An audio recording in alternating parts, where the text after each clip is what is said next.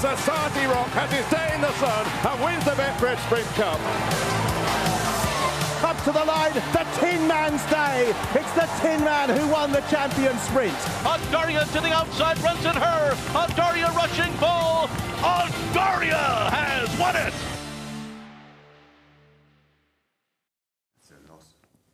So the first question, why now? Why have you come into the Luck on Sunday studio now, James? Did you feel like you've got a, you've got a potential Derby horse, or a horse that's going to go there, and now's the right time?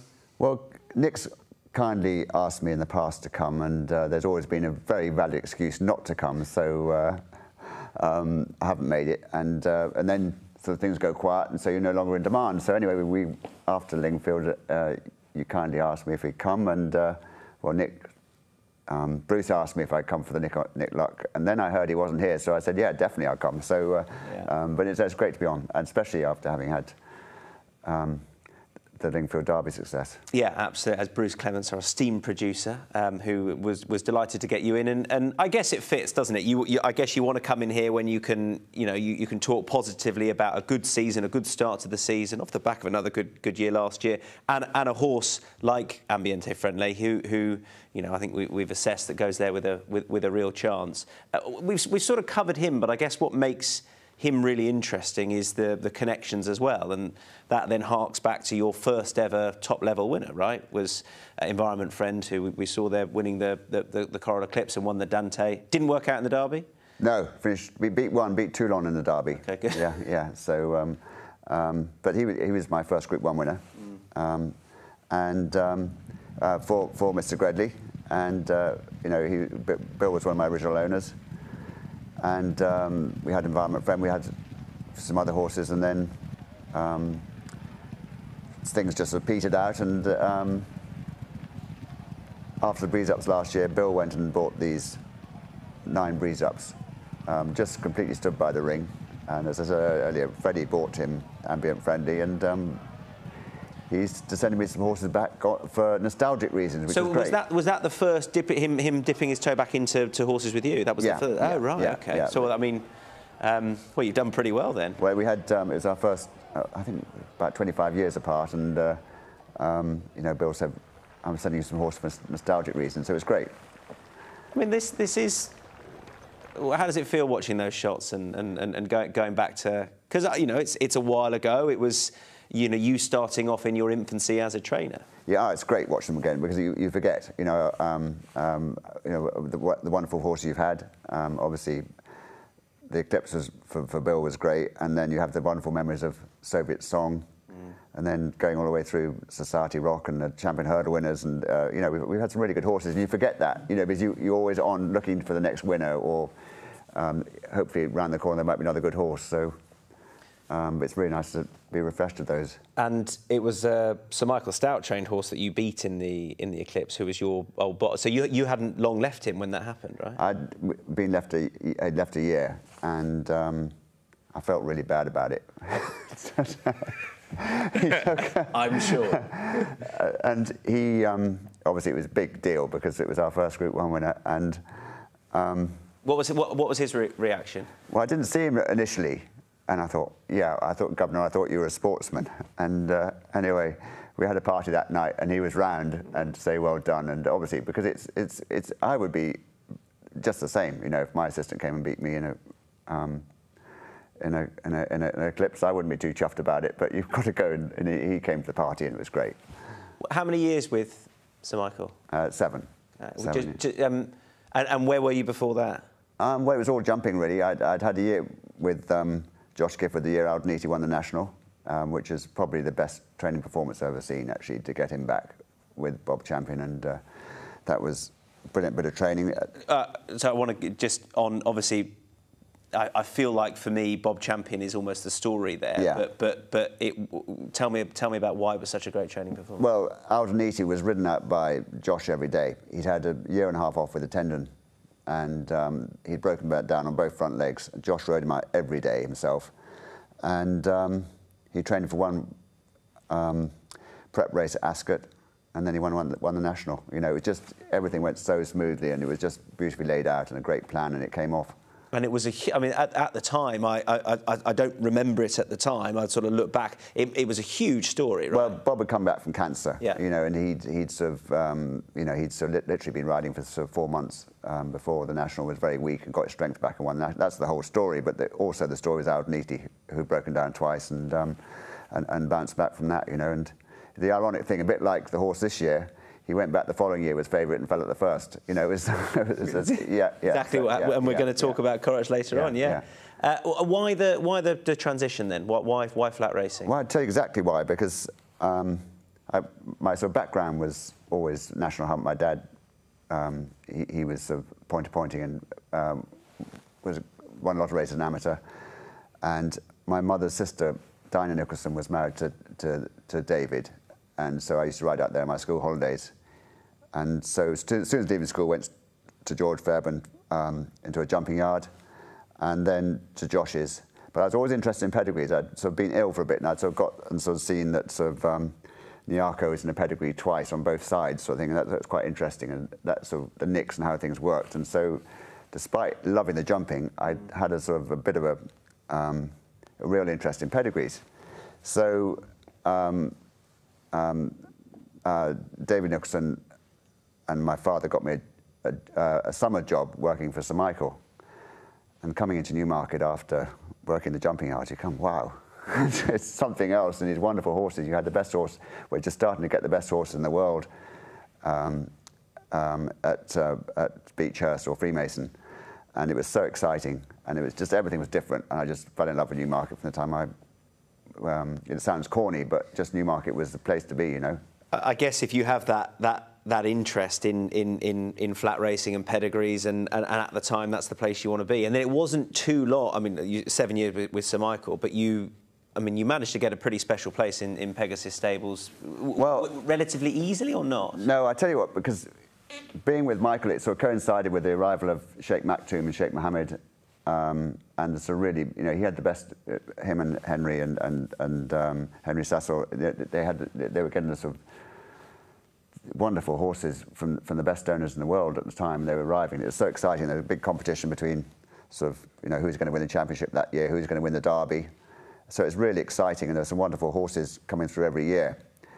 And John Ferguson was there at the same. We both started off together, and we worked away. And then I sort of got the full assistance role, and John went off to be a bloodstock agent. And you got quite well paid. You get quite complacent. And you know, we're not complacent, but you enjoy the job because you're involved with the best horses. You think, oh, this is a nice job. And then the lease on Pegasus came up, and Michael sort of said to me, "Have you seen that?" And I said, yes, Governor, I have, yeah. He said, well, you want to take it, which meant you are taking it. And it was a, get out there. And how old were you? I was 27. Okay, which feels quite young. 28. So I was off, and we got the lease on Pegasus, and then. And was that you and Jacko at the time? We weren't married, and so we were there together. And then it was a bit sort of run down to begin with, and then I broke my neck. So fortunately, to get it cleared up, we used it as sort of a spelling yard for Michael for the first 6 months. I was able to get it cleaned out and attend all the yearling sales, and then we started in 1990. And we had a really sort of fortunate start. So the first year, you know, I think we had included Environment Friend in the bunch. We also had Radwell, who won the he won the Celerio. Sapir won the Horace Hill, and we won the Red Skull Gold Trophy. So it was a really good start. From how many horses would you have had at that time? We'd had just about 30. So that, I mean, that's, to have those is from 30 horses is pretty impressive. But I was lucky in those days, you know, I got some good backing from the people I'd met through jumping, from the Vesti family, from Nicholson's, you know, and from Bill and Chiefly Park. Michael, you know, was very helpful in sort of sending owners my way and that sort of thing. So it was, you know, we had a chance from the start, and it was a lease. So had a good first season. Second season was Environment Friend.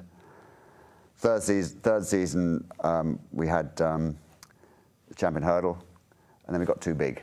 We sort of slightly got a bit too big, you know, got too big too quick, and we had a couple of quiet seasons, and then end of the 1998, we flew again. And it struck me from looking through what you put on the website about the yard is I feel immense pride you have in the yard and sort of restoring it to its not former glories winning wise, but the beauty of the place and what it was Fred Archer's vision, right? Yeah, well, Fred Archer he came to Newmarket when he was 12, and he was apprenticed in Sir Mark Prescott's yard at Heath House. And by the time he was 17, he was champion jockey, so he had lots of, his main back was Lord Falmouth, and he advised him to put his money into bricks and mortar. And he built this beautiful yard and beautiful house. And it's sort of over the years, they take a lot of maintenance, so it had been rented out for quite a spell before Jacko and I went in there. And it got quite run down. But it's such a beautiful layout, after 3 years we bought it, because the landlord died and we managed to buy it. And, you always think of new things to do to it, i.e. keep it the original beauty, but also modernise it. Is Fred Archer, in your mind, is he quite a big part of what you do? Or because, am I right that Tom's middle name is Frederick? Yeah. You've got the Fred Archer Racing Club. Yes, yeah. I don't know whether it's just a sort of harking back to him or whether it's actually a bit more than that. Well, it's such a, it's got that sort of slightly ethereal feel to it. You can imagine just, I haven't drunk for a while now, and they say Fred's ghosts about, and when I sort of wander around at night, you think, could he be around to give you some advice? And the sort of mantra is that, you have as many horses in the yard that Fred would like to ride himself in a big race. That's the exciting, you're always trying to refer to him because he built the place and he's still around, and you think, what would he do? So it's, he was, and in the 19th century when he was riding, he was the sportsman, the champion jockey. He was the top sportsman, and everyone knew about him. And he would have been probably the age when you took over Pegasus. He was when he killed himself. Yeah, he's 28 when he killed himself. Yeah, and that's when I took Pegasus. It's amazing what he achieved. Up until then. Champion hurdle. Why don't you have any champion hurdle horses? What's changed? So you and Sir Michael. Obviously, Crepensis, then going on to your two a couple of years later, and then another 10 years between your two. Yeah, it had. But what is different about the landscape now? Well, we were having I found Jacko would love to have some more jumpers, and she got me Ravelli by writing to JP. Right. Without me knowing, and when he came up for sale, So that was, that she loves the jumpers, and I love the jumping as well. But what I found was every sort of staying horse on the flat was going jumping, and it was just... This is all at a while, by the way. Yeah, every staying horse was going jumping, and I thought we just got to try and create a bit more of identify ourselves as being a flat trainer and go around the world and that sort of thing. And at one stage we had a wonderful team. We had... It's not just a matter of just popping them over some hurdles. They've got to be properly prepared, and we had Steve Smith-Eccles was doing the schooling, and we just had a really good team of people to do it, and it's where would that rank, sort of petered out. Where would that rank, sort of feelings-wise, to winning a Falmouth, to winning all the top races you've won? Is it very different? I think at the time, every big winner is special. You think your first champion hurdle, God, it can't get any better than that, and then you win your second one, it can't get any better. But it's when you've had a quiet spell and you have a big winner, that's when it's really, really special. And we've had some wonderful horses, and to win the Breeders' Cup during COVID, that was incredibly special. Or Daria. Yeah. And that was, and even though I wasn't there, just. So it goes quiet after we've had so last year we had 50 winners. We didn't have a good horse, but this year, you win the Lingfield Derby Trial. Boom. Yeah. That's the whole thing. Is just have you got a horse to take you to the next one? So levels of excitement. You just take it as it comes. Are you aware of the sort of because I really felt it with Odaia, the outpouring of positivity towards you and Jacko. It feels like a team between you. People are genuinely so pleased for you to achieve this on an international stage. Do you care about that?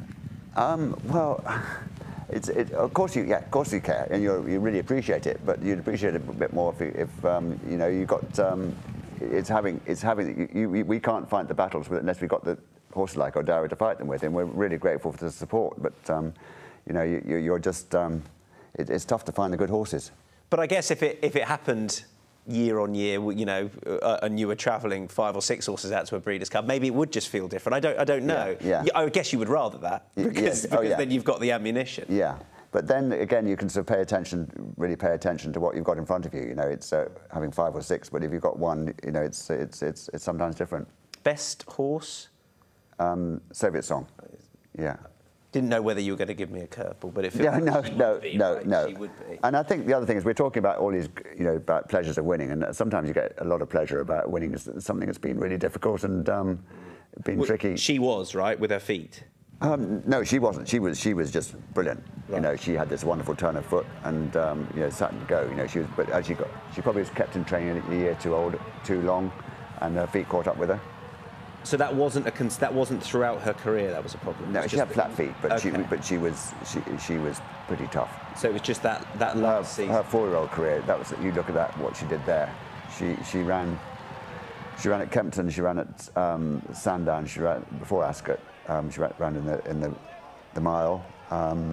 Then she won the Ridge of Pearl. Then she went to. She got beaten by Refused to Bend in the Queen Anne. Then she ran in the Falmouth, then she ran the Sussex, then she ran the Matron, and that was a really tough year, and she bounced back the next year. And was there one of those wins that meant more, or was it just that season was just outstanding? I think her win the Falmouth was pretty special when she, you know. Yeah. And was she quite easy? As in, she was so talented, she just did it, or? Well, Mark Denara used to ride all the time, and she just had one ride all the time. And Johnny, to begin with, was Johnny and Oscar. Oscar used to ride. Yes, Oscar he rode to begin with. So, but she was just a filly you just trained and just kept her switched off, and you know she was fine. And she, I guess, when I watched the Falmouth, it didn't quite work out. Was she just? As you say, that was at the back end of her career. Or, oh yeah, she wasn't the same filly then. Yeah. But it's, you know, having the good. For me, my stage career, when you're young, you want to be champion trainer. As you get older. Did you want to be champion trainer? Did you think you could be?